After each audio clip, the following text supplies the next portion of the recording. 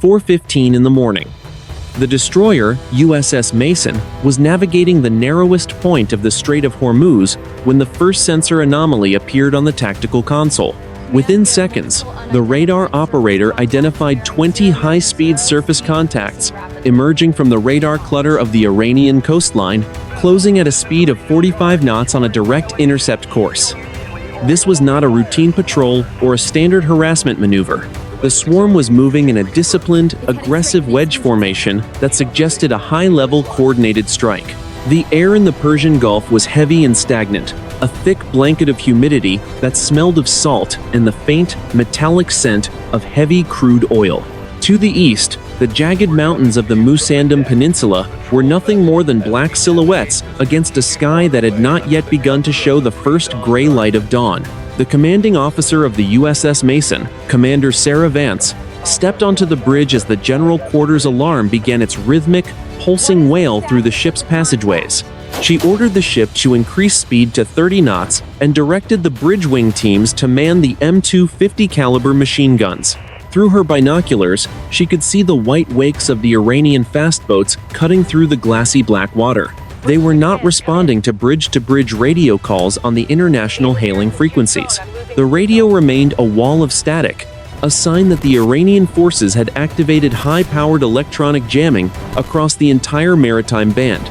This was the first indication that the engagement had moved beyond posturing and into the realm of active conflict. By 4:25 in the morning, the swarm had split into three distinct elements. Two groups of 8 boats each began a high-speed circling maneuver, intended to distract the destroyer's sensors and split its defensive fire. The remaining 4 boats, larger and equipped with specialized boarding equipment, drove straight for the blind spots near the destroyer's stern.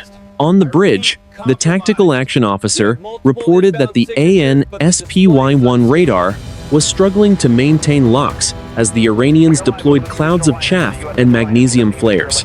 The deck beneath the crew's feet vibrated with the power of the 4 gas turbine engines pushing the 10,000-ton vessel to its limit, but the narrowness of the channel restricted the ship's ability to maneuver. The engagement turned kinetic when the lead Iranian boat fired a volley of rocket-propelled grenades at the destroyer's bridge and the forward Mark 15 Phalanx close-in weapon system. The explosions were sharp and sudden, spraying the superstructure with shrapnel and shattering several of the reinforced glass windows on the bridge. The acrid smell of burnt powder and ozone instantly filled the command center. Commander Vance authorized the return of fire, and the 50 caliber machine guns on the port and starboard wings began to bark, their heavy rounds stitching lines of white geysers across the water. One Iranian boat erupted in a fireball as a burst of heavy fire found its fuel tank. But the remaining vessels did not flinch. They used the smoke from the burning boat as cover to close the final 50 meters. The boarding was executed with terrifying precision. As the larger Iranian craft slammed against the hull of the USS Mason, the commandos deployed pneumatic grapnels and magnetic ladders. The sound of metal striking metal echoed through the hull like a hammer on an anvil. Iranian Revolutionary Guard commandos, dressed in matte black tactical gear and equipped with short-barreled assault rifles, surged over the rails. They did not stop to engage the topside security teams in a prolonged firefight. Instead, they moved with pre-planned speed toward the primary access trunks leading to the heart of the ship. Inside the skin of the ship, the situation deteriorated rapidly. The commandos used flashbang grenades to clear the narrow passageways, the blinding white light and deafening pressure waves incapacitating the sailors who were still attempting to reach their battle stations. The internal communication lines were cut almost immediately. On the bridge, the door was blown inward by a specialized breaching charge. The shockwave threw Commander Vance against the navigation console, leaving her ears ringing and her vision blurred. Within 90 seconds of the first commando reaching the deck, the bridge of the USS Mason was under foreign control. By 4:45 in the morning, the most advanced destroyer in the United States Navy had gone silent. The ship's automated identification system was deactivated, and its navigation lights were cut. The massive vessel, once a symbol of American power projection, was now a dark ghost being steered toward Iranian territorial waters. In the Combat Information Center, the final Blue Force tracking signal blinked once and then vanished from the global network. The silence that followed was absolute, broken only by the heavy breathing of the captive crew and the rhythmic clatter of Iranian boots on the steel deck plates. 5 in the morning. The Joint Operations Center at Naval Support Activity, Bahrain, was a tiered amphitheater of glowing liquid crystal displays, and the low, steady hum of several hundred server racks. Commander James Sterling, the night shift duty officer, leaned forward as the blue icon, representing the destroyer USS Mason, pulsed once, turned amber, and then vanished completely from the common operational picture. The air inside the bunker was chilled to exactly 68 degrees and carried the faint, synthetic smell of ozone and the scorched earth scent of over-roasted coffee. This was the moment the morning routine transitioned from a standard watch into a strategic crisis. The watch floor, which had been buzzing with the quiet murmurs of 24 technicians, fell into a sudden and absolute silence that lasted for exactly 4 seconds. It was the silence of professional disbelief. Commander Sterling did not raise his voice, but the sharp clarity of his command cut through the room as he ordered the communications officer to initiate a flash priority hail on all military and civilian distress frequencies. To the north, at coordinates 26 degrees 32 minutes north and longitude 55 degrees 58 minutes east, a 10,000-ton United States Navy vessel had effectively ceased to exist in the digital realm. By 5:05 in the morning, the report had reached the commander of the 5th Fleet, Vice Admiral Wayne Miller, in his secure quarters. Within 6 minutes, the Admiral was on the watch floor, his eyes scanning the massive wall-sized display that showed the Strait of Hormuz in high-resolution satellite imagery. The feed from a nearby RQ-4 Global Hawk drone was being redirected, but the transit time for the unmanned aircraft was estimated at 25 minutes. The Admiral stood with his arms crossed, watching the empty black space on the map, where his ship should have been, his face a mask of disciplined focus. The technical analysis came in at 5:12 in the morning. The electronic warfare suite at the Regional Signal Intelligence Station had detected a massive burst of broad-spectrum jamming originating from the Iranian coast, just prior to the Mason's disappearance. This was not a mechanical failure or a localized sensor glitch. It was a coordinated electronic ambush, designed to isolate the destroyer from the global command and control network. The Admiral immediately ordered the execution of Contingency Plan 7 Bravo, the high-speed interception and recovery of a compromised surface asset. Across the Persian Gulf, the machinery of the United States military began to move, with practiced, lethal efficiency. At the airbase in Al Udeid, Qatar, 2 FA-18 Gulf Growler electronic warfare aircraft and 4 FA-18 Super Hornets were ordered to launch within 10 minutes. Their mission was to establish a combat air patrol over the last known position of the USS Mason and to identify any Iranian surface vessels in the immediate vicinity. The sound of the jet engines igniting on the tarmac 300 miles away was not audible in the Bahrain bunker, but the status lights on the mission board flipped from red to green in rapid succession. Simultaneously, Carrier Strike Group 2, centered around the nuclear-powered aircraft carrier USS Dwight D. Eisenhower, was ordered to come to a course of 010 and increase speed to 32 knots. The massive carrier, located 120 miles to the south, began to turn, its 4 bronze propellers churning the dark water into a white frenzy of foam and spray. The strike group's cruisers and destroyers moved into a defensive screen, their AN/SPY-6 radars radiating at full power, carving through the morning haze to search for any follow-on Iranian missile launches. At 5:20 in the morning, the Joint Operations Center received the first visual confirmation from a high-altitude surveillance pass. The thermal image showed the USS Mason moving at 12 knots, but it was surrounded by a swarm of 30 small, high-speed boats. The destroyer was no longer on its assigned heading toward the open sea. It had been forcibly turned northeast toward the Iranian naval base at Bandar Abbas. The imagery confirmed that several of the fast boats were tethered to the destroyer's hull, and white heat signatures indicated that the ship's primary engines were still operational but under external control. The gravity of the situation was now clear to every person in the room.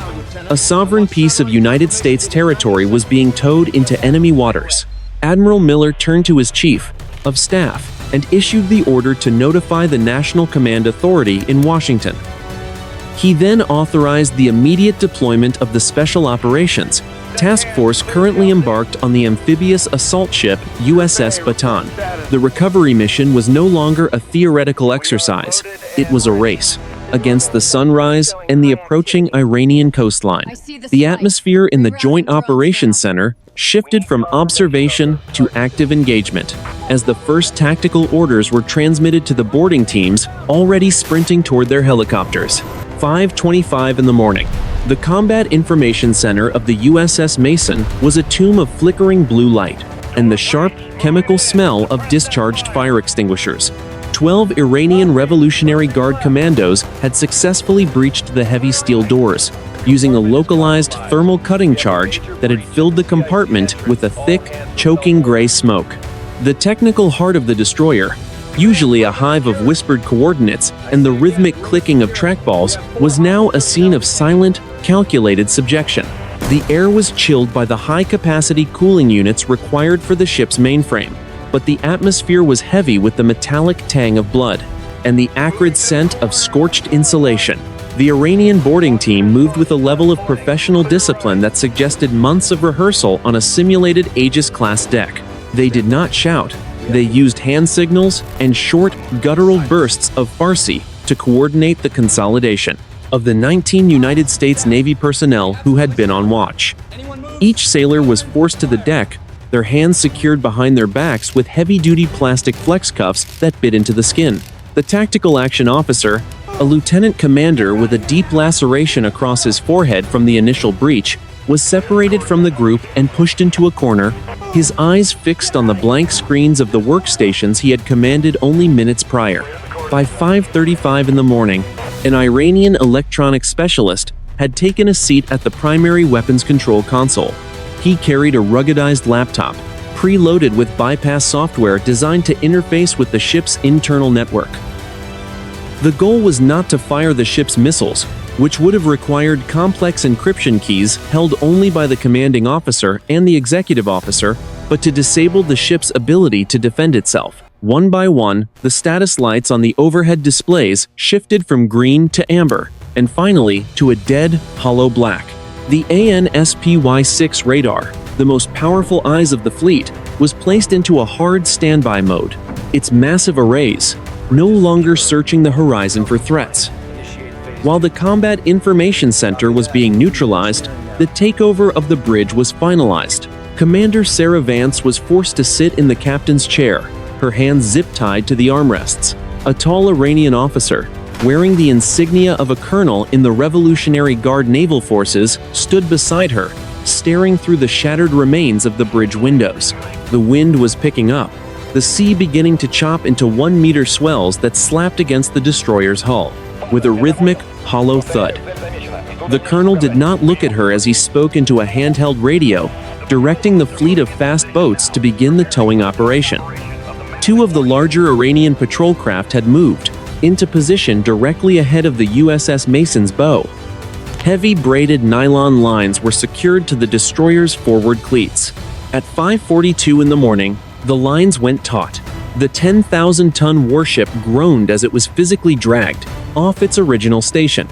Because the ship's primary propulsion was still offline following an emergency shutdown by the engineering team. Before they were captured, the vessel was a dead weight, a drifting island of steel being pulled toward the Iranian naval station at Bandar Abbas. In the engineering spaces 3 decks below the waterline, the situation was different. A small team of 4 United States Navy hull technicians and 1 master-at-arms had barricaded themselves inside the auxiliary machinery room. They were surrounded by the deafening roar of the air compressors and the smell of hot diesel fuel and sweat. They had access to a single internal sound-powered telephone line that had not yet been cut by the boarders. Through this line, they were attempting to reach the forward damage control locker, hoping to find a way to vent the ship's fuel. reserves, or scuttle the steering gear to prevent the vessel from reaching territorial waters. The environment inside the ship was becoming a sensory nightmare for the captives. The emergency lighting cast a dim, sickly red glow over every surface, making it difficult to distinguish between the shadows and the black-clad commandos patrolling the passageways. The ventilation system had been throttled down to save power, and the air was becoming hot and stagnant, filled with the smell of unwashed bodies and the lingering ozone from the electronic bypasses. Every few minutes, the ship would shudder as it hit a larger wave, the vibration traveling through the deck plates and into the bones of the sailors held captive on the cold steel.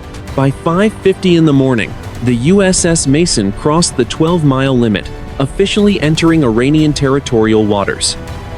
The colonel, on the bridge, finally turned to Commander Vance, a faint, cold smile touching his lips. He pointed toward the horizon, where the first orange sliver of the sun was beginning to break over the Iranian coast. The mission was nearly complete. The United States Navy had lost a frontline destroyer without a single cruise missile being fired. The psychological blow was intended to be as damaging as the physical capture, a signal to the world that the Strait of Hormuz was now a closed Persian lake. 6 in the morning. The flight deck of the aircraft carrier USS Dwight D. Eisenhower was a scene of controlled, high-velocity violence. As the first wave of the strike package was hurled into the humid morning air, 2 Edu Charlie Hawkeye airborne early warning aircraft had been the first off the waist catapults, their massive rotodomes spinning as they climbed to 30,000 feet to provide a god-eye view of the entire Persian Gulf. The air on the flight deck was a screaming vortex of heat and noise, smelling of burnt JP-5 jet fuel and the sharp ionized tang of the steam catapults. Below the flight deck, the 4 nuclear reactors were pushed to 95% power, driving the 100,000-ton sovereign territory of the United States at a flanking speed of 33 knots. By 6:10 in the morning, the Hawkeyes had established a digital link with the Joint Operations Center in Bahrain and the Aegis cruisers screening the carrier. The tactical picture was grim but clear. The destroyer USS Mason was now 10 miles off the Iranian coast, being towed by 4 heavy patrol craft, while surrounded by a defensive perimeter of 32 fast attack boats. The Iranian Air Force had also scrambled 4 Phantom fighters from the airbase at Bandar Abbas, loitering just inside their territorial airspace as a screen. The morning sun was now fully above the horizon, casting long, golden shadows across a sea that was beginning to churn with the wakes of nearly 50 different vessels. 4 FA-18 Super Hornets, armed with a mix of AIM-120 advanced medium-range air-to-air missiles and AGM-88 HARM anti-radiation missiles, took up station 20 miles south of the Mason. They were joined by 2 EA-18 Gulf Growler electronic warfare aircraft. The Growlers immediately began a surgical jamming operation, not of the entire region, but of the specific frequencies used by the Iranian fast boats to communicate with a shore-based command. The goal was to isolate the boarding party on the Mason from their local support, creating a bubble of electronic silence around the captured destroyer. Inside the cockpit of the lead Super Hornet, the pilot looked down at the green glow of the tactical situation display. At coordinates 26 degrees 45 minutes north, 56 degrees 12 minutes east, the USS Mason looked like a wounded whale being picked apart by scavengers. The rules of engagement transmitted from Vice Admiral Miller were precise. The United States Navy was authorized to use any force necessary to prevent the Mason from being moored at an Iranian pier, but every effort was to be made to avoid sinking the destroyer itself. This created a complex tactical puzzle. The U.S. forces had to decapitate the swarm without destroying the prize they were trying to rescue. At 6:25 in the morning, the amphibious assault ship USS Baton moved into its launch position 60 miles from the target. On its flight deck, 4 MH-60 Sierra helicopters and 2 MV-22 Osprey tilt-rotor aircraft were turning their blades. Inside the cramped cabins, 2 platoons of Navy SEALs and a reinforced squad of Marine Raiders were conducting final checks on their gear. They checked the seals on their gas masks, the battery levels on their night vision optics, and the suppressed bolts of their short-barreled rifles. The interior of the helicopters smelled of hydraulic fluid, salt spray, and the heavy, nervous scent of men prepared for close-quarters combat. The plan, designated Operation Iron Retrieval, was a multi-axis assault. The Super Hornets would provide top cover and suppress any Iranian shore-based missile batteries if they energized their radars. The Growlers would keep the Iranian communications in a state of total chaos. Meanwhile, the SEAL teams would execute a fast rope insertion onto the flight deck and the bridge of the Mason, while a second team would use high-speed combat rubber raiding crafts to breach the ship's well deck at the stern. It was a high-risk, low-margin operation that required the perfect synchronization of air, sea, and subsurface assets. By 6:35 in the morning, the intercepting force was in position. The Iranian 4 Phantoms made a high-speed pass near the U.S. flight, testing their resolve. But the Super Hornets maintained their orbit, their radars locked on the Iranian jets as a silent warning. The tension was a physical weight, a high-voltage wire stretched to the breaking point across the Strait of Hormuz. The sea between the two forces was a beautiful, deceptive turquoise, hiding the fact that the two most capable militaries in the region were seconds away from a catastrophic collision. The final go order was transmitted over the secure satellite link at 6:40 in the morning. Vice Admiral Miller's voice was calm, devoid of emotion, as he authorized the commencement of the recovery operation. The helicopters lifted off the deck of the Baton, staying low to the water to mask their approach behind the radar shadows of the waves. The rescue of the USS Mason had transitioned from a diplomatic crisis to a direct military intervention. The time for posturing was over. The time for kinetic recovery had begun. 6:45 in the morning. The dark gray silhouettes of 4 MH-60 Sierra helicopters skimmed just 30 feet above the Whitecaps, their rotors kicking up a fine mist of salt spray that coated the windscreens. Inside the lead helicopter, the primary boarding element of SEAL Team 6 sat in 2 rows, the red cabin lights reflecting off the matte black finish of their suppressed rifles, and the polycarbonate lenses of their tactical goggles. The air inside the cabin was a pressurized mix of heavy vibration, the smell of hydraulic fluid, and the sharp, metallic scent of CLP gun oil. Every man remained motionless, a statuesque display of professional focus as the flight lead announced they were 2 minutes from the objective coordinates of 26 degrees 48 minutes north, 56 degrees 15 minutes east. The tactical situation outside the helicopters was reaching a flashpoint. To the north, the foreign military patrol boats were desperately trying to maintain their formation around the naval warship, but the electronic interference from the electronic warfare aircraft had turned their radio networks into a wall of screeching static. The morning sun, now a harsh gold orb hanging over the mainland, illuminated the white wakes of the fast boats as they zigzagged in confusion.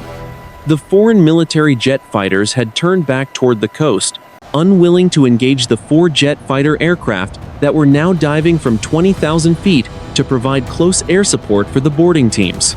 The trigger was squeezed. The lead jet fighter aircraft, callsign Maverick 11, rolled into a steep dive and released a single air-to-surface missile at the primary foreign military patrol craft towing the destroyer. The missile shrieked off the rail, a white column of fire punching backward through the humid air, as it accelerated to twice the speed of sound. The heat blast from the motor was so intense, it momentarily bleached the color from the surrounding sky, leaving a lingering trail of thick, chemical smoke that hung over the water like a physical scar. The warhead punched straight through the lightly armored bridge of the foreign military patrol craft, detonating with a high-order explosion that vaporized the forward superstructure in less than a millisecond. The force of the blast ripped the steel plating outward like wet paper, sending jagged fragments of the hull and pieces of the mounted heavy machine guns flying into the air for hundreds of meters. The patrol craft did not just stop. It buckled in the middle, its spine snapping, as the secondary explosion of its fuel tanks erupted in a massive orange fireball that rose 50 feet into the air. Black, oily smoke boiled out of the wreckage, instantly obscuring the bow of the naval warship. The surrounding foreign military fast boats reacted with a mixture of panic and desperate aggression. Instead of retreating, 3 of the closest vessels veered toward the approaching helicopters, their crews manning heavy machine guns and firing long, erratic bursts of tracer fire into the sky. The bright red streaks of light cut through the morning haze, missing the lead helicopter by less than 10 meters. One foreign military commander stood on the deck of his boat, screaming into a dead radio while pointing a rocket-propelled grenade launcher at the low-flying American aircraft. But the movement of the helicopters was too fast, too fluid, and the defenders were blinded by the glare of the burning patrol craft. The towing line between the destroyed patrol craft and the naval warship snapped with a sound like a thunderclap, the heavy nylon whip cracking across the surface of the water and shattering the remaining windows on the destroyer's forward deck.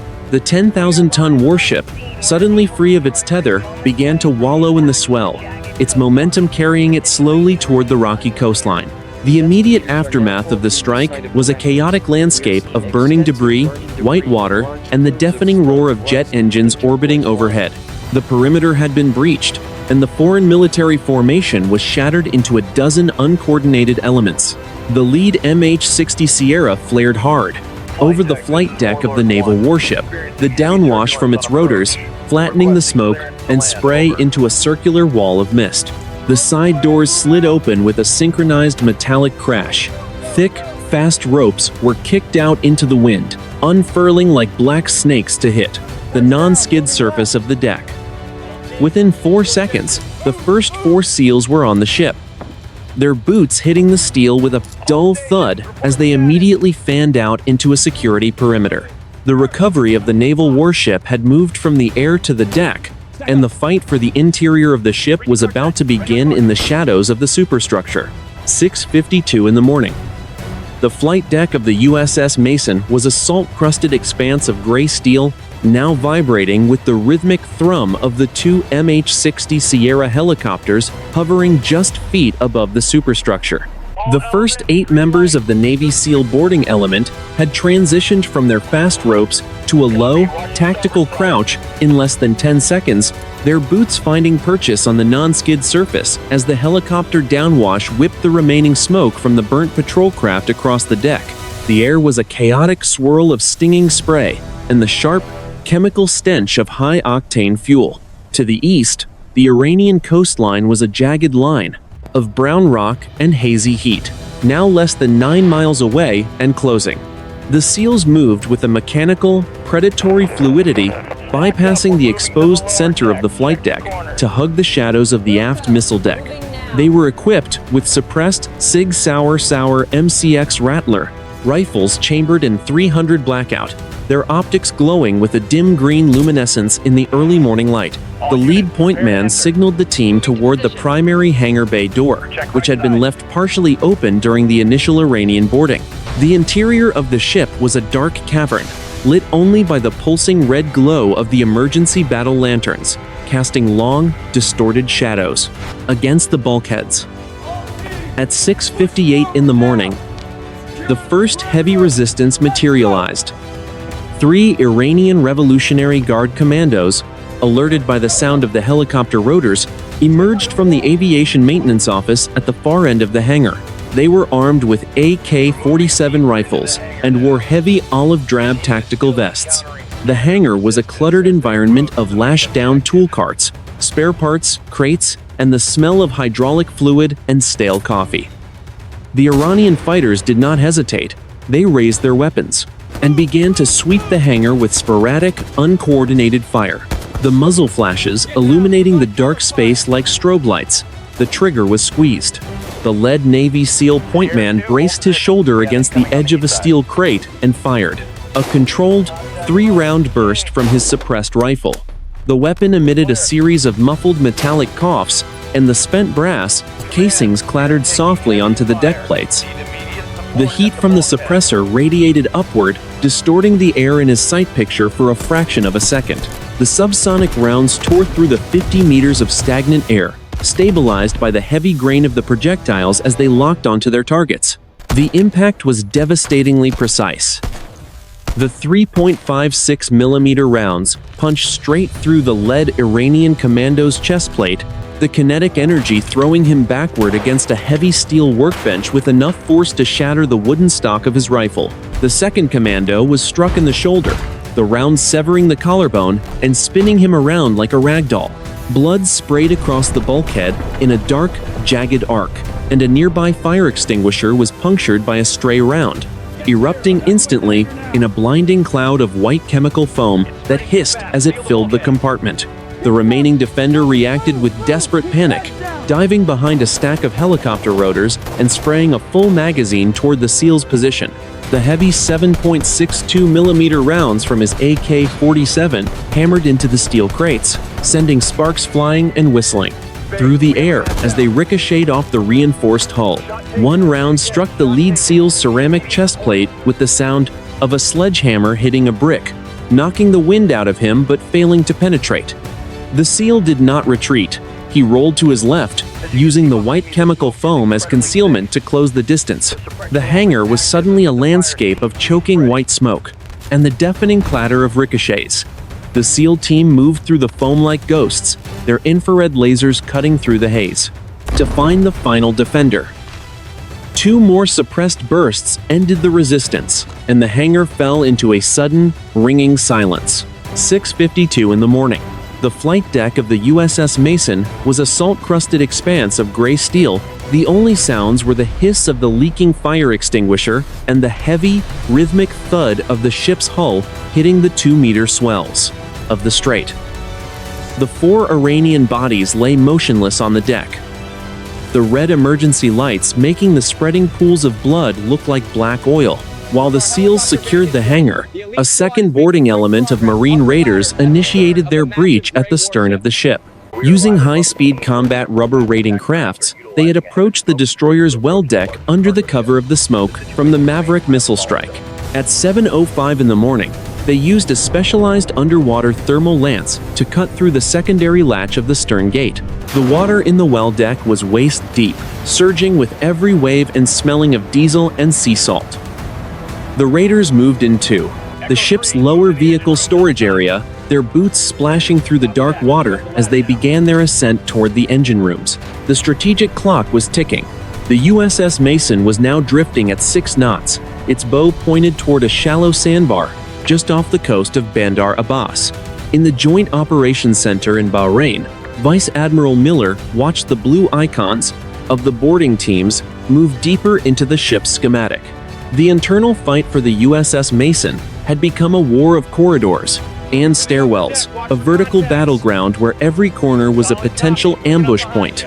The American forces had established their beachhead, but the bridge and the Combat Information Center remained in enemy hands, and the Iranian shore batteries were beginning to track the circling Super Hornets. 7:10 in the morning. The central passageway of the USS Mason, a long and narrow corridor known to the crew as Main Street, had become a high-stakes kill zone of red light and drifting gray smoke. The second squad of SEAL Team 6 had reached the critical junction just outside the Combat Information Center, where the Iranian boarders had established a reinforced defensive position, using heavy equipment lockers and sheets of marine-grade plywood. The air in the corridor was a stifling mix of stagnant heat, the metallic tang of blood, and the sharp chemical bite of the high-velocity fire suppression gas that had been triggered during the initial breach. The only light came from the rhythmic, pulsing glow of the emergency battle lanterns, which cast long, jerking shadows against the non-skid deck plates. The SEALs moved in a tight stack, their bodies low and their infrared lasers cutting through the haze like thin needles of invisible light. They were operating under a strict time constraint. The destroyer was now less than 5 miles from the Iranian coastline, and the shallowing water was becoming a navigational hazard for the drifting vessel. The tactical lead, a senior chief petty officer, signaled for the deployment of a specialized breaching tool to break the stalemate at the barricade.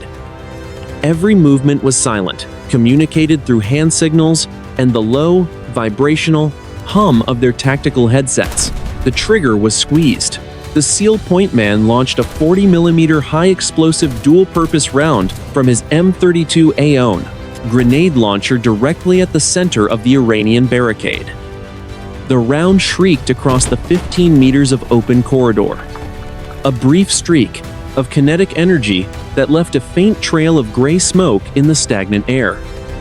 The heat from the launcher's muzzle blast washed across the faces of the team, momentarily drying the sweat on their skin. The sound of the launch was a hollow, metallic thud that echoed through the steel ribs of the ship like a hammer strike. The round punched straight through the heavy plywood and the quarter-inch steel plate of the equipment lockers, detonating with a focused, high-order pressure wave that shredded the barricade into 10,000 jagged splinters. The explosion was not a rolling fireball, but a sharp, violent expansion of energy that blew the heavy lockers outward like they were made of cardboard. The shock wave slammed into the bulkheads with enough force to crack the thick glass covers of the emergency fire stations, sending a rain of crystalline shards onto the deck. Black, acrid smoke instantly filled the corridor, smelling of burnt plastic and high-explosive filler. The 4 Iranian commandos behind the barricade were thrown violently against the bulkheads, the overpressure from the blast compressing their chests and rupturing their eardrums. One defender was sent flying backwards 6 meters, his rifle clattering uselessly against the deck as he collapsed into a heap of tangled limbs. The remaining 3 struggled to regain their footing, their vision blurred, and their movements sluggish as they tried to sweep the smoke with their weapons in a blind, desperate panic. They began to fire erratic bursts into the darkness, the muzzle flashes of their AK-47s illuminating the choking smoke in brief, staccato bursts of orange light. The SEAL team did not wait for the smoke to clear. They surged through the gap in the shattered barricade, their night vision optics allowing them to see the heat signatures of the defenders through the haze. In a series of disciplined 3-round bursts, they neutralized the remaining resistance with clinical efficiency. The suppressed coughs of the American rifles were almost lost beneath the ringing echoes of the explosion. Within 12 seconds of the initial grenade launch, the corridor was clear and the path to the Combat Information Center was open. The immediate aftermath was a scene of absolute tactical devastation. The deck was covered in a thick layer of gray dust, shattered wood, and the twisted remains of steel lockers. The smell of the high explosive propellant was overwhelming, a dry, chemical scent that irritated the throat and eyes. 9 Iranian commandos lay neutralized in the immediate vicinity of the barricade, their dark tactical gear covered in white dust from the fire suppression system. 2 SEALs checked the bodies for intelligence and weapons, while the rest of the team stacked on the heavy blast door leading into the ship's tactical heart. While the SEALs secured the primary deck, the Marine raiders in the engine rooms reported that they had successfully regained control of the auxiliary power units. At 7:15 in the morning, the deep, low-frequency hum of the ship's electrical generators began to vibrate through the hull once again. The internal lights flickered, shifted from red back to a bright, sterile white, and the ventilation system roared to life, beginning the slow process of clearing the smoke from the interior. The momentum had shifted decisively back to the United States forces, but the bridge remained under the control of the Iranian colonel, and the clock was still counting down to the coastline. 7:20 in the morning. The bridge of the USS Mason was a shattered gallery of broken glass and the low, urgent chatter of Iranian radio traffic. The Iranian colonel stood near the navigation console, his face illuminated by the harsh gold of the morning sun, his hand resting on the holster of his sidearm, as he watched the rugged coastline of Bandar Abbas grow larger with every passing minute. The destroyer was now less than 4 miles from the shallow coastal waters of Iran, and the ship was rolling sluggishly in the increasing 3-meter swells. The air on the bridge was thick with the smell of salt spray, the metallic tang of blood, and the ozone scent of shattered electronics. Commander Sarah Vance remained zip-tied to the command chair, her breathing shallow, but her eyes fixed on the heavy steel bridge door. At 7:23 in the morning, the door did not open. It vanished. A specialized, linear-shaped charge detonated with a sharp, high-pressure crack, sending the door inward with enough force to embed it in the opposite bulkhead. Before the dust could settle, the SEALs deployed a series of 9-bang distraction devices. The detonations erupted in a rapid-fire sequence of blinding white light and a physical pressure wave that felt like a sledgehammer to the chest of everyone in the room. The Iranian commandos on the bridge were instantly incapacitated, their sensory systems overwhelmed by the overlapping waves of sound and light. The SEAL team surged into the room, their boots crunching on the glass shards as they moved with surgical precision. The Iranian colonel attempted to draw his sidearm, but a 3-round burst from a suppressed rifle struck him in the chest, the kinetic energy throwing him back against the bridge windows. The glass, already weakened by the previous explosions, shattered completely, and the colonel fell backward onto the forward deck 10 feet below. Within 15 seconds of the breach, the bridge was declared secure. A SEAL medic immediately knelt beside Commander Vance, slicing through the plastic flex cuffs with a pair of trauma shears. At the same time, 2 SEAL technicians and a Navy helmsman, who had arrived with the second wave, moved to the primary steering console. The Master-at-Arms reported through his headset that the bridge was back under United States control. The environment inside the command center shifted instantly from the chaos of combat to the disciplined, high-speed recovery of the ship's navigation. The smell of burnt propellant was quickly replaced by the roar of the ventilation system as it worked to clear the choking gray smoke. At 7:28 in the morning, the helmsman reported that the steering gear was responding to manual input. Commander Vance, standing on her own feet and ignoring the blood on her face, issued the first command of the recovery. She ordered the rudder hard to port and the engines to be brought to 2/3 power ahead. In the engineering spaces below, the Marine raiders and the ship's original crew executed the orders with a desperation born of the approaching shoreline. The 10,000-ton destroyer groaned as its 4 gas turbine engines roared to life, the vibration traveling up through the deck plates and into the soles of the crew's boots. The USS Mason began to bank, its massive hull leaning 10 degrees to the starboard as it fought the momentum that had been carrying it toward the Iranian coast. At coordinates 27 degrees 4 minutes north and 56 degrees 18 minutes east, the ship completed a full 180-degree turn.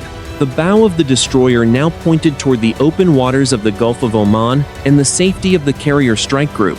The white wake of the ship carved a massive, foaming arc across the turquoise water, a visible signal of regained sovereignty. Outside the ship, the situation was being finalized by the air wing. The FA-18 Super Hornets, seeing the Mason turning away from the coast, began a series of low-altitude, supersonic passes over the remaining Iranian fastboats. The sonic booms shattered the remaining windows on the smaller craft, and the sheer physical presence of the American jets forced the remaining Iranian vessels to break formation and flee toward the safety of their naval base. 2 fast boats that attempted to maintain their position were neutralized by precise fire from the helicopters, their engines erupting in small, controlled bursts of fire that sent them drifting into the swells. By 7:40 in the morning, the USS Mason had increased speed to 25 knots and was moving away from the 12-mile limit. The bridge team, though exhausted and wounded, was fully engaged in the process of reintegrating the ship's tactical systems. The digital icons on the primary screens began to reappear, and the Aegis combat system initiated its diagnostic reboot sequence. The immediate threat of capture had been neutralized, and the professional discipline of the United States Navy had restored order to a vessel that, less than 4 hours ago, had been a silent ghost in the strait. 8:15 in the morning, the USS Mason was now 25 miles south of the Iranian coastline, steaming at a steady 28 knots. Toward a rendezvous with the main body of Carrier Strike Group 2. The morning haze had begun to burn off, revealing a sky of brilliant, pitiless blue that reflected off a sea now calmed into long, rolling swells. The destroyer's hull, scorched by missile fire and scarred by the impact of boarding craft, cut through the water with a determined, rhythmic pulse.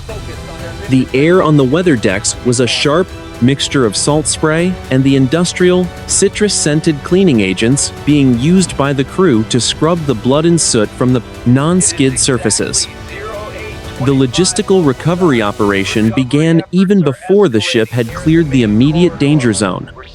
At 8:25 in the morning, Two MH-60 Sierra helicopters from the amphibious assault ship USS Baton landed on the Mason's flight deck. The primary mission was the immediate medical evacuation of the critically wounded. 7 United States Navy sailors, including the tactical action officer who had sustained a severe head injury during the initial breach, were stabilized by corpsmen and lifted into the vibrating cabins of the helicopters. The interior of the aircraft smelled of sterile bandages, copper-scented blood, and the heavy exhaust of the idling turbine engines. By 9 in the morning, a technical assistance team of 40 sailors and specialized electronics technicians from the USS Dwight D. Eisenhower had been transferred to the Mason via tilt-rotor aircraft. They carried ruggedized transit cases filled with replacement circuit cards, fiber optic splicing kits, and high-frequency radio components. The goal was to restore the ship's primary defensive systems to full operational status while still underway. The sound of pneumatic drills and the rhythmic clicking of keyboards filled the Combat Information Center as the technicians worked to bypass the foreign malware and reinitialize the Aegis combat system. The environment was a frantic but disciplined workspace, smelling of hot solder and the ozone of rebooting mainframes. The damage assessment report was finalized at 9:45 in the morning. The USS Mason had suffered significant superficial damage to its bridge and forward superstructure. 3 United States Navy personnel were confirmed killed in action during the initial boarding and the subsequent recovery. 12 others were wounded, ranging from minor shrapnel injuries to severe concussions. On the enemy side, the cost was significantly higher. 42 Iranian Revolutionary Guard commandos and boat crew members had been neutralized, and 18 others were held in the ship's brig as detainees. 4 Iranian fast boats had been destroyed, and 1 primary patrol craft had been vaporized by a Maverick missile. Logistics continued to be the priority throughout the afternoon. At 12:30 in the afternoon, the fleet replenishment oiler USS Joshua Humphreys moved into position alongside the Mason for an emergency underway. Replenishment. The 2 ships maintained a distance of exactly 50 meters, connected by high-tension fuel lines and heavy-duty cargo cables. Thousands of gallons of DF2 marine diesel flowed into the destroyer's tanks, replacing the fuel exhausted during the high-speed maneuvers and the period of external control. Pallets of fresh water, medical supplies, and replacement glass for the bridge windows were transferred across the gap, the sailors working in the heat of a sun that had now reached its zenith. The strategic fallout of the engagement was immediate. By 2 in the afternoon, the United States State Department had issued a formal protest, supported by the high-resolution video evidence captured by the Mason's internal security cameras and the overhead drones. The footage of the unprovoked boarding in international waters was broadcast globally, shifting the diplomatic narrative decisively against the Iranian government. In response to the crisis, the United States announced that 2 additional destroyer squadrons would be deployed to the Persian Gulf to ensure the continued freedom of navigation in the Strait of Hormuz. By 6 in the evening, the USS Mason had resumed its position in the defensive screen of the carrier strike group. The bridge windows had been covered with reinforced plywood as a temporary measure, and the ship's radar was once again spinning, its electronic eyes scanning the horizon for any new threats. Commander Sarah Vance stood on the bridge, her face bandaged but her posture rigid as she watched the sun begin to set over the western horizon. The ship was no longer a captive. It was once again a functioning instrument of national power, its crew having been tested by the ultimate trial of surface warfare. The recovery of the USS Mason was a testament to the integrated capability of the United States military. From the surgical strikes of the Super Hornets to the close-quarters precision of the Navy SEALs and the rapid response logistics of the supply fleet, the operation had been executed with a level of professionalism that reaffirmed American dominance in the region. The iron silence had been broken not by diplomacy, but by the decisive application of kinetic force and the unbreakable will of the sailors who called the destroyer home. As the stars began to appear over the dark waters of the Gulf, the USS Mason continued its patrol, a scarred but resilient sentinel in the most contested waters on Earth.